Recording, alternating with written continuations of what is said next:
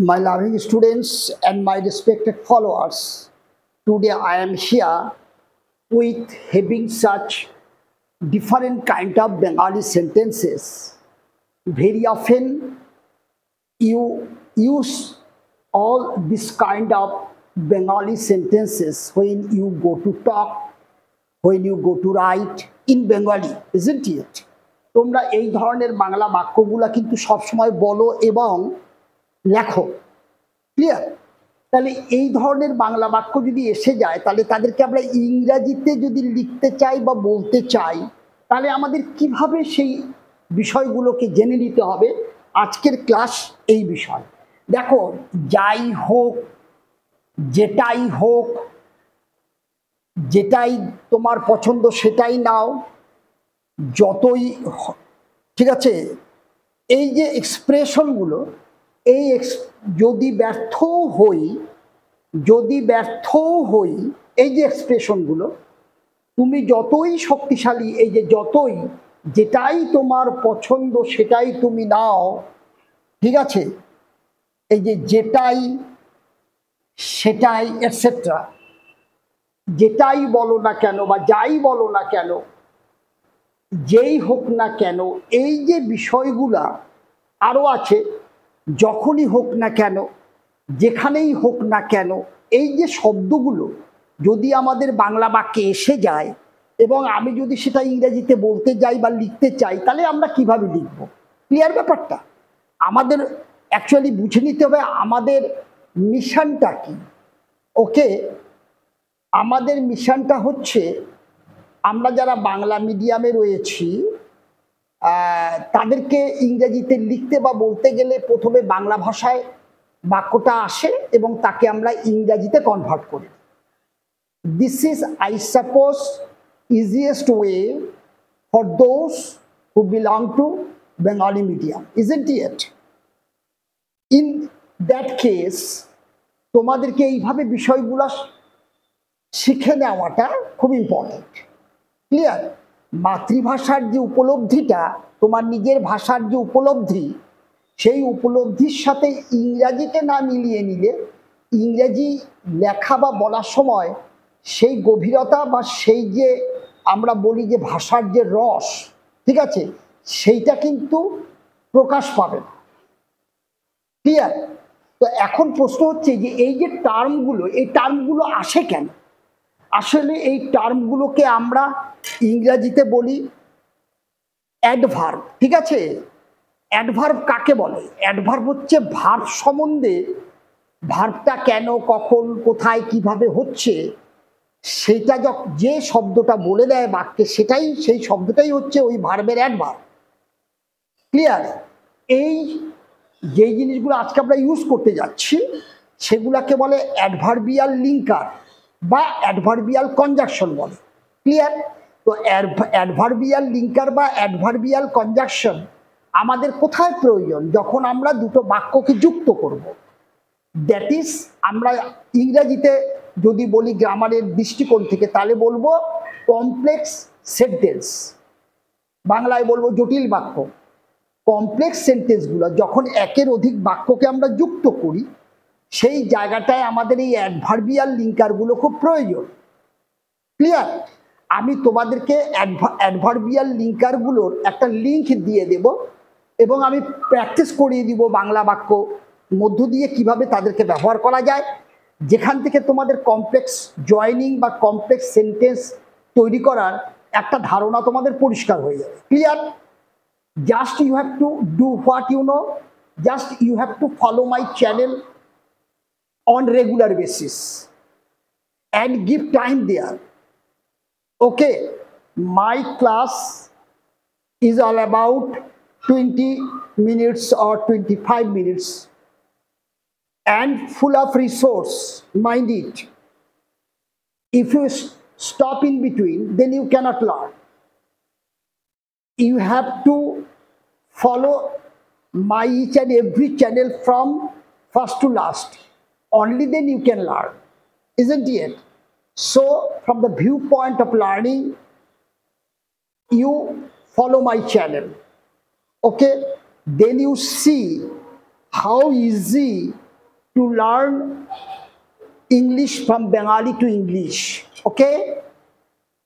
Now come to this point. সে যেই হোক না কেন তাকে অনুমতি দেওয়া যাবে না। ক্লিয়ার ব্যাপারটা? তাহলে এই সব ক্ষেত্রে আমি কিভাবে লিখবো? দেখো, সে যেই হোক না কেন, তার মানে এখানে একটা সম্ভাবনা আছে, আমি জানি না সে কে। ক্লিয়ার? তাহলে এই ধরনের সম্ভাবনাময় বাক্যগুলো আমাদের মে, আমরা তো জানি আমাদের হেল্পিং ভার্ব অক্সিলারি ভার্ব হচ্ছে মে। ক্লিয়ার ব্যাপারটা? মে দিয়ে এইসব বাক্যগুলো মে ভার্ব দিয়ে আমাদের লিখতে হয়। দেখো, সে যেই হোক না কেন, তাহলে আমরা কি লিখতে পারি? দেখো,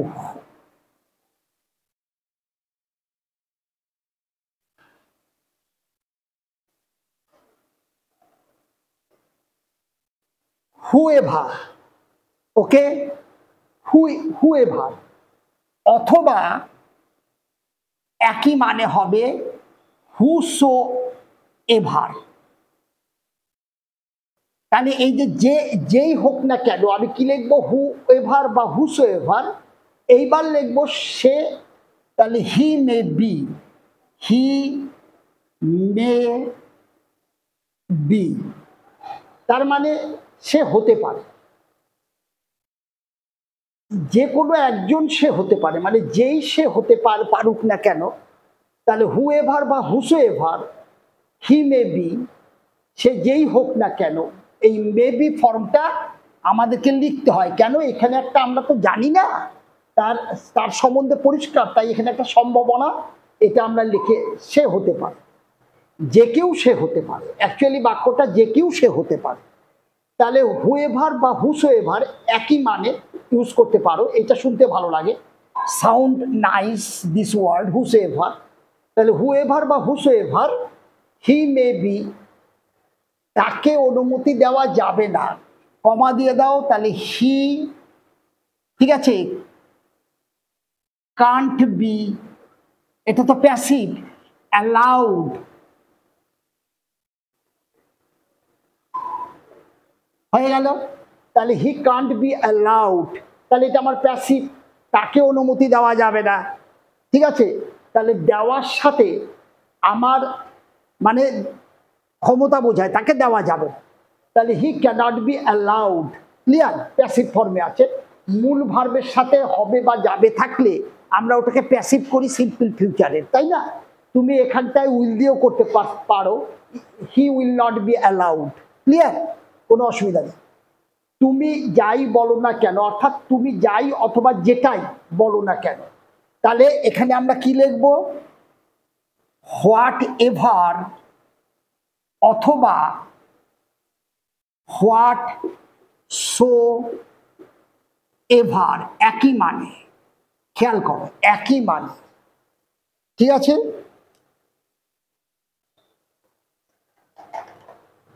তাহলে হোয়াট এভার বা হোয়াটসো এভার তুমি বলো না কেন, তাহলে ইউ মে সে। ঠিক আছে? তাহলে হোয়াট এভার ইউ মে সে বা হোয়াটসো এভার ইউ মে সে, আমি তোমাকে বিশ্বাস করি না। তাহলে এটা তো করি সিম্পল প্রেজেন্টের অ্যাক্টিভে আছে নাবাচক। তাহলে কি করব? I do not believe you, I do not believe you. ঠিক আছে? যেটাই তোমার পছন্দ সেটাই তুমি নিতে পারো। ঠিক আছে? তাহলে দেখো, হুইচ এভার অথবা হুইচ সো এভার, যেটা ইচ্ছা লেখো,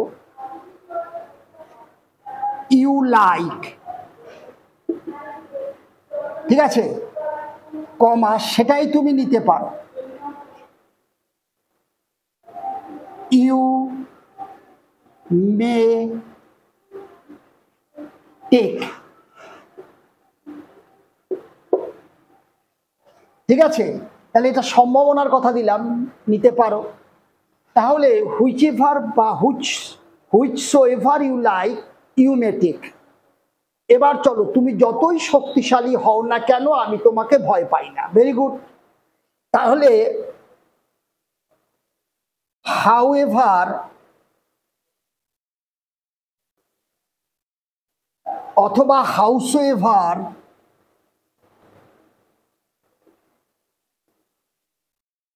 স্ট্রং ইউ মে বি। তাহলে কি লিখলাম? হাউএভার অথবা হাউসএভার স্ট্রং ইউ মে বি, তুমি হতে পারো, ইউ মে বি, তুমি হতে পারো,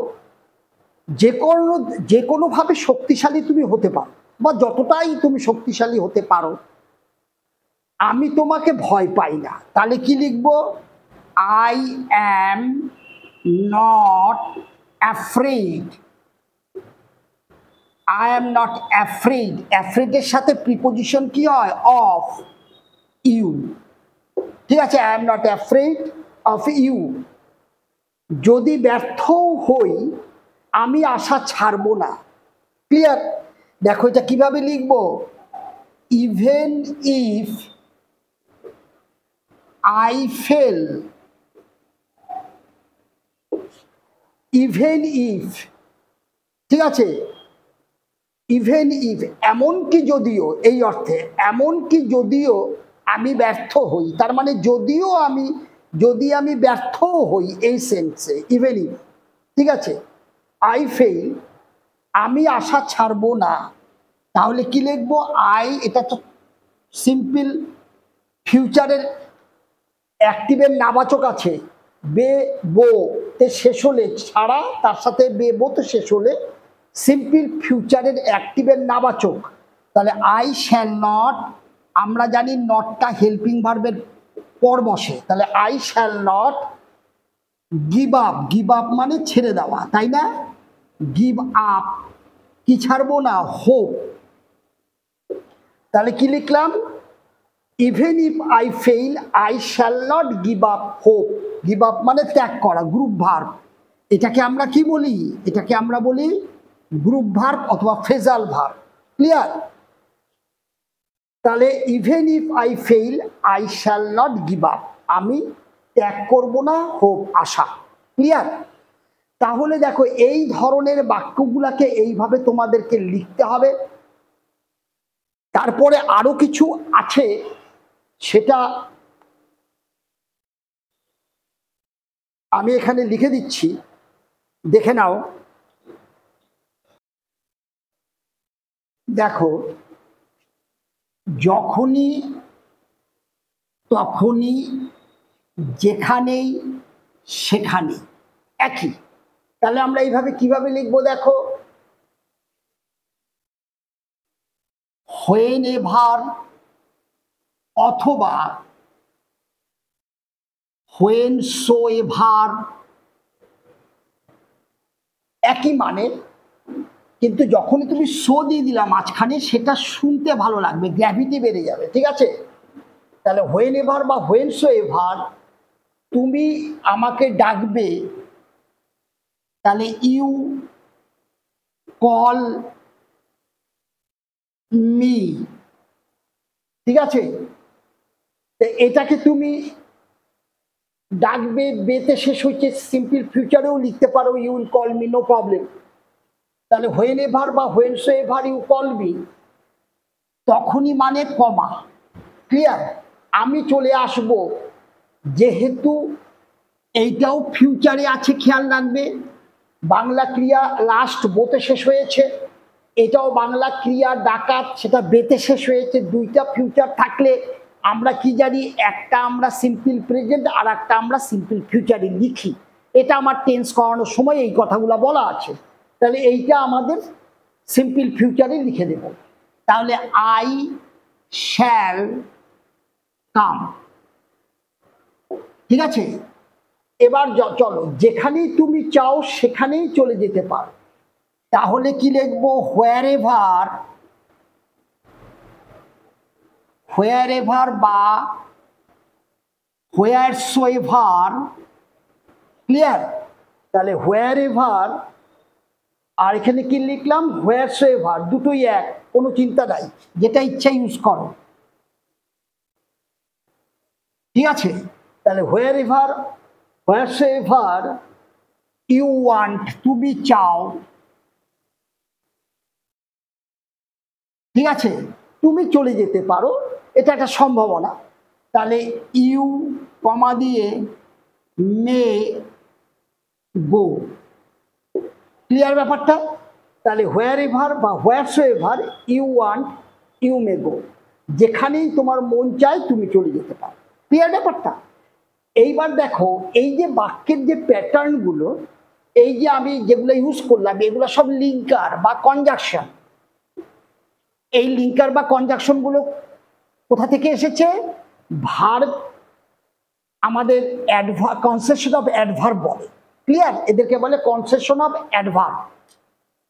এই অ্যাডভার্ব তার যে লিঙ্কার গুলো আমরা যখন বাক্যকে যুক্ত করি, তোমরা এখানে দেখবে এখানে প্রত্যেকটা সেন্টেন্স যে নিয়েছি সবগুলো complex sentence, that is complex joining.